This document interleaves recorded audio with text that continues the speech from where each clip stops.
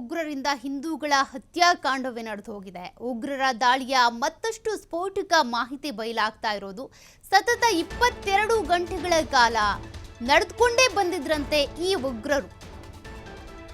ಅದು ದಟ್ಟ ಕಾಡಿನ ಪ್ರದೇಶ, ಜೊತೆಗೆ ಅಲ್ಲಿ ದುರ್ಗಮ ಅರಣ್ಯ ಇರೋದು. ಯಾರು ಬಂದ್ರು ಯಾರು ಹೋದ್ರು ಏನೂ ಕೂಡ ಗೊತ್ತಾಗಲ್ಲ.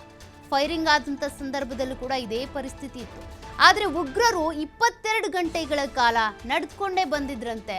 ಅಲ್ಲಿಗೆ ಬೈಸರನ್ ಪ್ರದೇಶಕ್ಕೆ ಇವರು ಎಂಟ್ರಿ ಕೊಟ್ಟಿದ್ದು ಕೋಕರ್ನಾಗ್ನಿಂದ ದಟ್ಟ ಕಾಡಿನ ಮೂಲಕ ನಡೆದುಕೊಂಡು ಬಂದು ಅನ್ನುವಂತ ಮಾಹಿತಿ ಲಭ್ಯವಾಗ್ತಾ ಇದೆ. 20 ರಿಂದ 22 ಗಂಟೆಗಳ ಕಾಲ ಅವರು ಕಾಲ್ನಡಿಗೆಯಲ್ಲಿನೇ ಬಂದು ಬೈಸರನ್ ಪ್ರದೇಶಕ್ಕೆ ಎಂಟ್ರಿ ಆದ್ರು. ಕೆಲವರು ಅಲ್ಲಿ ಜಿಪ್ ಲೈನ್ ಇಂದ ಕೆಳಗಿಳಿದ್ರಂತೆ, ಕೆಲವರು ಅಂಗಡಿಗಳಲ್ಲೇ ಇದ್ಕೊಂಡು ಶೂಟ್ ಮಾಡೋದಕ್ಕೆ ಸ್ಟಾರ್ಟ್ ಮಾಡಿದ್ರು ಅನ್ನೋದು ಕೂಡ ಗೊತ್ತಾಗಿದೆ. ಹಾಗಾದ್ರೆ ಅಷ್ಟು 20 ರಿಂದ 22 ಗಂಟೆಗಳ ಕಾಲ ಅವ್ರು ನಡ್ಕೊಂಡು ಬಂದ್ರು ಅಂದ್ರೆ ಆ ಸಂದರ್ಭದಲ್ಲಿ ಯಾರೂ ಕೂಡ ಅವ್ರನ್ನ ಗಮನಿಸ್ಲೇ ಇಲ್ವಾ?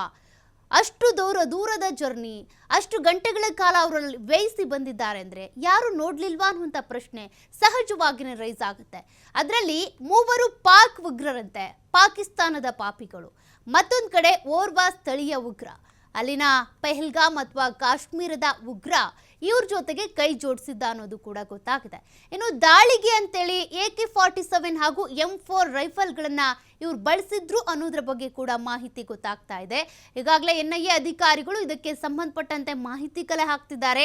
SIT ತಂಡವೂ ಕೂಡ ಅಲ್ಲೇ ಬೀಡ್ಬಿಟ್ಟಿದೆ. ಇದಕ್ಕೆ ಸಂಬಂಧಪಟ್ಟಂತ ಎಲ್ಲಾ ಸಾಕ್ಷ್ಯಗಳನ್ನು ಕೂಡ ಕಲೆ ಹಾಕ್ತಾ ಇದ್ದಾರೆ. ಕೆಲವು ಸಾಕ್ಷ್ಯಗಳು ಸಿಕ್ಕಿದ್ದಾವಂತೆ, ಅದರ ಸ್ಯಾಂಪಲ್ಗಳನ್ನ ಈಗಾಗಲೇ FSLಗೆ ರವಾನೆ ಮಾಡಲಾಗಿದೆ. FSL ನಿಂದ ಆ ಟೆಸ್ಟಿಂಗ್ ಆಗಬೇಕಾಗುತ್ತೆ, ನಂತರದಲ್ಲಿ ರಿಪೋರ್ಟ್ ಬರಬೇಕಾಗುತ್ತೆ. ಅದಕ್ಕೋಸ್ಕರ ಕಾಯ್ತಾ ಇದ್ದಾರೆ. ಬಟ್ ಇನ್ನೂ ಕೂಡ ಅಲ್ಲಿ ದಾಳಿ ನಡೆದಂತ ಪ್ರದೇಶದಲ್ಲಿ ಏನೇನು ಸಿಗಬಹುದು ಅದನ್ನ ಕಲೆ ಹಾಕ್ತಾ ಇದ್ದಾರೆ. ಮತ್ತೆ ಪ್ರತ್ಯಕ್ಷದರ್ಶಿಗಳ ಸ್ಟೇಟ್ಮೆಂಟ್ ಪಡ್ಕೊಳ್ತಾ ಇದ್ದಾರೆ. ಅದರಲ್ಲಿ ಗೊತ್ತಾಗಿದೆ ಈಗ 22 ಗಂಟೆಗಳ ಕಾಲ ಇವ್ರು ನಡ್ಕೊಂಡೇ ಬಂದಿದ್ರು ಅಂತ.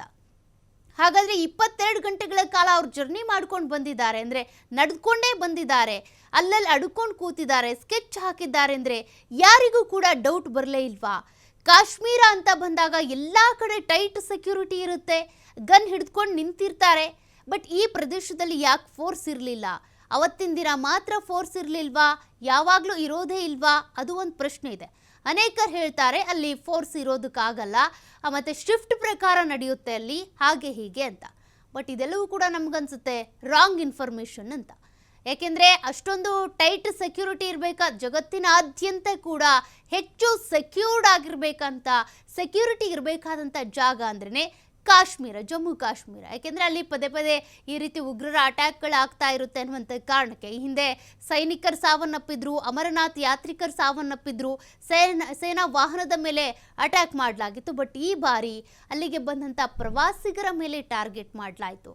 ಹಾಗಾಗಿ ಈ ರೀತಿ ಗುಂಡಿನ ದಾಳಿ ಏನು ನಡೀತು 10 ನಿಮಿಷಗಳ ಕಾಲ, ಅದಾದ ನಂತರ ಕೂಡ 2 ಅವರ್ಸ್ ಆದಮೇಲೆ ಸೇನೆ ಅಲ್ಲಿಗೆ ಬಂದಿದ್ದಂತೆ. ಅವರು ಎಷ್ಟೇ ಕಷ್ಟಪಟ್ಟು ಬಂದಿರ್ಬೋದು, ಓಕೆ, ಬಟ್ ಈ ರೀತಿ ಗುಂಡಿನ ದಾಳಿ ನಡೀತಾ ಇದೆ ಅಂತ ಅವ್ರಿಗೆ ಗೊತ್ತಾಗಿದ್ದು ಲೇಟು, ಅವ್ರು ಬಂದಿದ್ದು ಲೇಟು.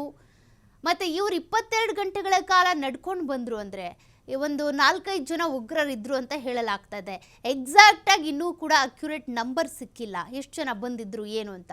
ಬಟ್ ಇವ್ರು ಬರುವಂಥ ಸಂದರ್ಭದಲ್ಲಿ ಯಾರೋ ಇವಾಗ ನಮ್ಮ ಊರಿಗೆ ಯಾರೋ ಒಬ್ರು ಹೊಸಬ ಬಂದ ಅಂತ ಅಂದರೆ ಎಲ್ರಿಗೂ ಕೂಡ ಗೊತ್ತಾಗುತ್ತೆ, ಪ್ರತಿಯೊಬ್ಬರು ಕೂಡ ಗಮನಿಸ್ತಾರೆ ಯಾರೋ ಹೊಸಬ್ರು ಬಂದಿದ್ದಾರಲ್ಲ ಅಂತ.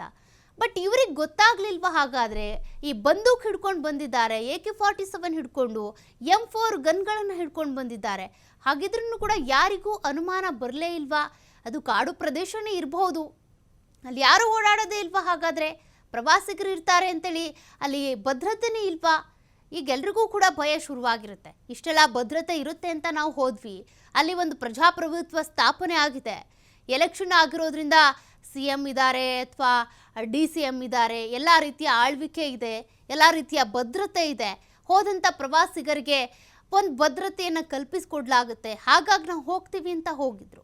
ಬಟ್ ಹಂಗಿದ್ರೂ ಇಷ್ಟೆಲ್ಲ ದೊಡ್ಡ ಮಟ್ಟದ ಒಂದು ಅಟ್ಯಾಕ್ ಆಗುತ್ತೆ, 26 ಮಂದಿ ಮೃತಪಡ್ತಾರೆ, ಅದರಲ್ಲಿ ವಿದೇಶಿಗರಿದ್ದಾರೆ, ಬೇರೆ ಬೇರೆ ರಾಜ್ಯಗಳ ಇಂದ ಬಂದಂಥವ್ರಿದ್ದಾರೆ. ಇಷ್ಟೆಲ್ಲ ಆಗುತ್ತೆ ಅಂದರೆ ಇಡೀ ಜಗತ್ತೇ ಒಂದು ರೀತಿ ಬೆಚ್ಚಿ ಬೀಳಿಸುವಂಥ ಘಟನೆ. ಇದನ್ನೂ ಸಮರ್ಥನೆ ಮಾಡ್ಕೊಳ್ಳುವಂಥ ಕೆಲವರು ಮತಾಂಧರು ಕೂಡ ಇದ್ದಾರೆ ನಮ್ಮ ಮಧ್ಯೆನೇ. ಬಟ್ ಈ ದಾಳಿ ಏನಾಯ್ತಲ್ಲ, ಇದಕ್ಕೆ ಸಂಬಂಧಪಟ್ಟಂತೆ ಅನೇಕ ದೃಶ್ಯಗಳು ಲಭ್ಯವಾಗ್ತಾ ಇದ್ದಾವೆ, ಫೋಟೋಗಳು ಲಭ್ಯವಾಗ್ತಾ ಇದ್ದಾವೆ, ವಿಜುವಲ್ಸ್ ಲಭ್ಯವಾಗ್ತಾ ಇದ್ದಾವೆ, ಅವ್ರು ಹೇಗೆ ಎಂಟ್ರಿ ಕೊಟ್ಟರು ಅಂತೇಳಿ, ಮತ್ತು ಅವರು ಶೂಟ್ ಮಾಡುವಂಥ ಒಂದಷ್ಟು ದೃಶ್ಯಗಳು ಕೂಡ ಇದ್ದಾವೆ.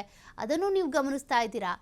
ಬಟ್ ಅವ್ರು ಬಂದು ಅವತ್ತು ಕೂತ್ಕೊಳ್ಳೋದಕ್ಕೂ ಮುಂಚೆ 20ರಿಂದ 22 ಗಂಟೆಗಳ ಕಾಲ ಅಲ್ಲಿ ನಡ್ಕೊಂಡು ಬಂದರು ಅಂತ ಅಂದರೆ ನಿಜಕ್ಕೂ ಕೂಡ ಪ್ರತಿಯೊಬ್ಬರಿಗೂ ಆಶ್ಚರ್ಯ ಆಗುತ್ತಪ್ಪ.